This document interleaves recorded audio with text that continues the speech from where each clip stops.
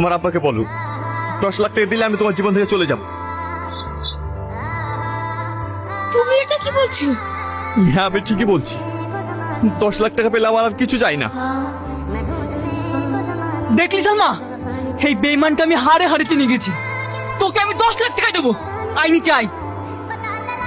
তুই মানুষ না জানোয়ার, তোকে আমি এত ভালোবেসে এত বিশ্বাস করে আমার জীবনের সব কিছু উৎসর্গ করে দিয়েছি, আর সেই তুই সামান্য কিছু টাকার লোভে আমার ভালোবাসা বিক্রি করে দিলি।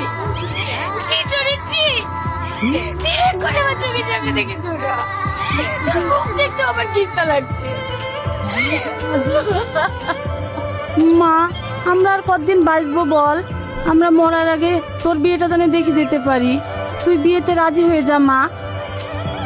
না গো, ওকে জোর করো না, আমাদের ভাগ্যটাই খারাপ।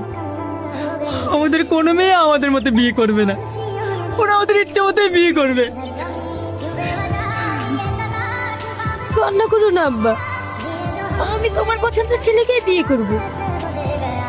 তুই সত্যি বলছিস মা? কিন্তু আমার একটা শর্ত আছে। কি শর্ত মা, তুই বল। আমার বিয়েতে আমার বড় বোনকে এই বাড়িতে আনতে হবে। না না, এটা কখনোই সম্ভব না। কেন সম্ভব না? ও তো তোমারই মেয়ে, ভুলটাই করে ফেলেছে, তাই বলে তোর ক্ষমা হবে না? ও তুমি আর অমত করো না, বুড়ি ঠিকই বলছে, ও তো আমাদেরই মেয়ে। ঠিক আছে, তাই হবে। আমার একটা ভালো ছেলে দেখা আছে, তোর আমি 1 সপ্তাহের মধ্যে বিয়ে দেবো। আর তুই তোর বোন আর জামাইবাবুকে নেমন্তন্ন করে আসিস।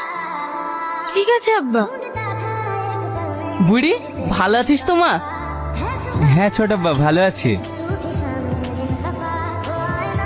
কি রে বোন, কালকে বিয়ে আর আজকে আসার সময় হলো?